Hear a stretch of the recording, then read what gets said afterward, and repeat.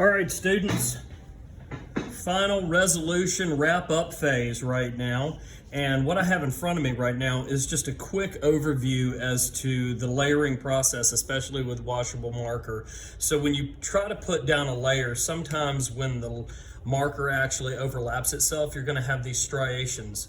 And these striations are just simply obviously layered areas of color where some areas are not layered versus transparent, a little bit thicker. And how do we get rid of that? Well, one, you can actually layer it and then put water on it, and the water starts to take the pigment on the page and actually smooth it out. And or you can take the marker again, and like I said before in the past, you can layer multiple times. You have to be careful about this in terms of getting that layering factor where you end up darkening an area where you would really want it to be much, much lighter. Every single time you put a layer on, it obviously smooths the pigment out on the page. But for our case, and what we want to try to achieve with what we are working on is to try to be able to take that one layer and smooth it out. That's why we end up using water to kind of bleed the pigment through the page. So that being said, I'm going to set that off to the side so you can practice that in your sketchbook. Now, we're going to accelerate this, and we're going to go back to the balloons that we ended up putting on the page. And we're going to end up now doing our cleanup. We're going to pretend like all of this is done now. And I was working with a monochromatic blue over here. So I'm going to go back to that monochromatic blue where I have my darkest value. And you just finished a line color theory tech sheet where you ended up doing pointillism, hatching, cross hatching. And what we're going to do right now is we're going to implement some of those line techniques on top of the balloon to not only give it visual texture, but also to help with the definition and cleaning all of this stuff up.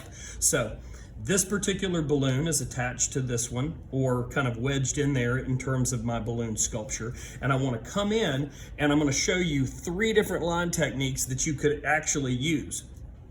So if you look over here in this one section, it looks like the water bled in an area that kind of doesn't look clean. I want to come back in with my dark value, and I just want to kind of encapsulate that. I want to kind of clean it up.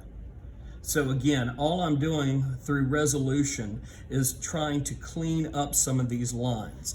And you can see what the water did. The water actually did a beautiful job in terms of melding and blending those pigments out so that the color transitions are a lot smoother.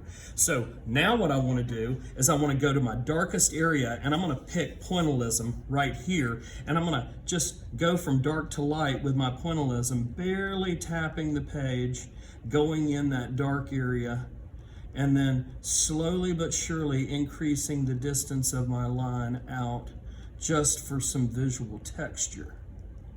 Now, as I do this, I'm being very, very careful to use the tip of the brush, or excuse me, the tip of the marker, and I'm just barely tapping the page.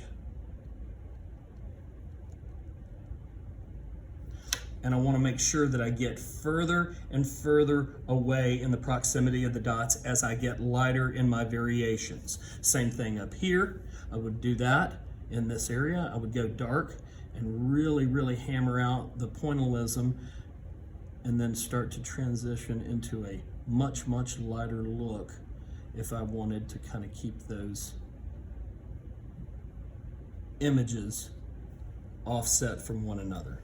So that's pointillism right there. If I want to use hatching, I could come in, and again, I false draw. Don't move the wrist, don't move the fingers, and I can come in and I can slowly but surely start to accent my dark areas.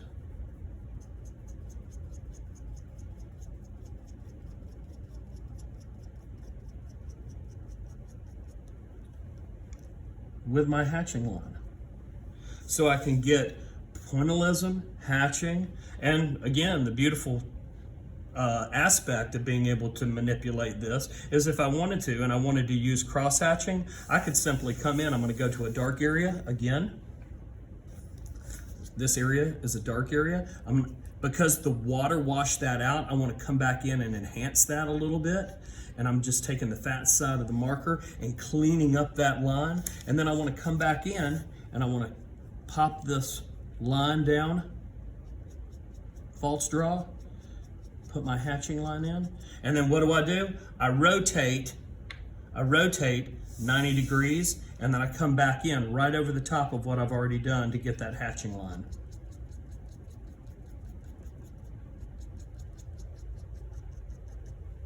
Now, it looks easy. I make it look easy, potentially, maybe, maybe not. Anyway, but the cool thing about this is you've got a sketchbook. You can practice this stuff like crazy. You got to practice, practice, practice. I'm not able to do this just because I didn't practice it. I had to practice over and over and over again to make sure that I understood what's going to go where based upon the intensity. I want to use the tip of the marker versus the fat side of the marker in certain areas. Hatching, cross-hatching, pointillism, you go after it now. Practice inside your sketchbook 15 times, 20 times, 30, 50. And then all of a sudden, boom, you can start adding that visual texture to your balloons, and all of a sudden it'll start to come alive. Now, for your final, you're going to choose one line technique. Again, one line technique, whether it's pointillism, whether it's hatching, cross hatching, but whatever it is you feel comfortable with, that's what you're going to finish with throughout the whole thing. One line technique. I don't want you putting in multiple line techniques because then it starts to look like a patchwork quilt. That's not the process and the point. The point is one line technique, make sure you are being consistent throughout the whole thing, and then you're going to be good to go. Now that's wrapping up our balloon project.